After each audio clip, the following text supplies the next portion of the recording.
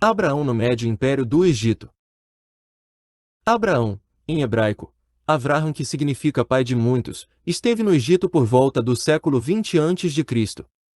Temendo ser morto por causa de sua esposa Sara, que era muito bela, Abraão disse aos egípcios que ela era sua irmã. Sara acabou sendo levada até a casa do faraó. Entretanto, Deus puniu o rei do Egito com grandes pragas por causa de Sara. Então o faraó a entregou para Abraão e pediu para que eles partissem. Deus prometeu a Abraão que entregaria toda a terra de Canaã aos seus descendentes, e afirmou que eles tornariam-se como a areia, a qual não poderia ser contada. Adonai, meu Senhor, também revelou a Abraão que ela seria peregrina e ficaria cativa por 400 anos, mas ao fim desse tempo, eles seriam libertados e ainda sairiam com grandes riquezas. Depois de Abraão veio Isaque, em hebraico, Itzhak, que significa riso, e então Jacó, em hebraico, Yaakov, que significa ele segura pelo calcanhar. Estes relatos podem ser vistos nos capítulos de Gênesis 12, 13, 15 e 21. Jacó e José, no Médio Império do Egito. Jacó tinha 12 filhos, e o que ele mais amava era José, em hebraico, Yosef, e que significa que ele é crescente, pelo fato dele ser o mais novo e ter nascido durante a sua velhice. Porém, os irmãos de José sentiam muita inveja dele, que aos poucos foi transformando-se em ódio, principalmente após José lhes contar 2 sonhos onde os liderava. Então, em certa ocasião, os filhos de Jacó o jogaram em uma cisterna e depois venderam-no por 20 siclos de prata. Além disso, eles mancharam a túnica de José com sangue de bode, e então disseram a Jacó que seu filho mais novo havia sido atacado por um animal selvagem. José foi levado ao Egito por volta do século 18 a.C., durante o Médio Império. Lá, ele foi vendido a Potifar, o comandante da guarda do faraó. No início, José prosperou mesmo sendo um escravo, mas ele acabou sendo acusado injustamente pela mulher de Potifar, que ficou muito irritada quando José recusou-se a cometer adultério, deitando-se com ela. José permaneceu 2 anos na prisão, onde ganhou a confiança do carcereiro e passou a administrar o local.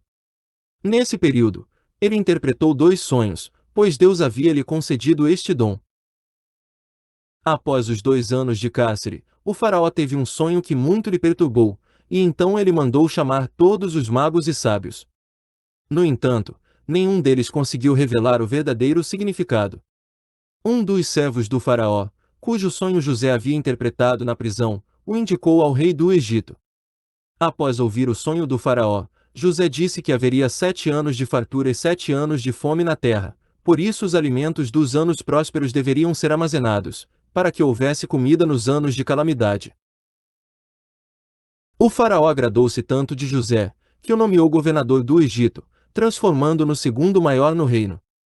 Adonai auxiliou José mais uma vez, e ele tornou-se próspero. Quando a seca iniciou-se e a fome começou a se espalhar pela terra, então os filhos de Jacó foram até o Egito em busca de alimento. Após testá-los várias vezes, José revelou sua identidade e ainda os perdoou. Toda a família de José foi habitar no Egito, e o faraó generosamente lhes concedeu a melhor terra em seu reino, chamada Gósen. Mas, depois da morte de José e de toda a sua geração, os israelitas multiplicaram-se no Egito, e por conta disso, os egípcios passaram a escravizá-los, cumprindo assim a palavra de Deus dita a Abraão. Veja os capítulos de Gênesis 37 ao 50, e Êxodo 1. Sabe, com certeza, que a tua posteridade será peregrina em terra alheia e será reduzida à escravidão, e será afligida por 400 anos. Gênesis capítulo 15, versículo 13. Esta profecia já abrangia a época do Novo Império, onde por volta do final do século 14 a.C., nasceria Moisés, o escolhido de Deus para libertar o povo e levá-lo até a terra prometida. Êxodo capítulo 2.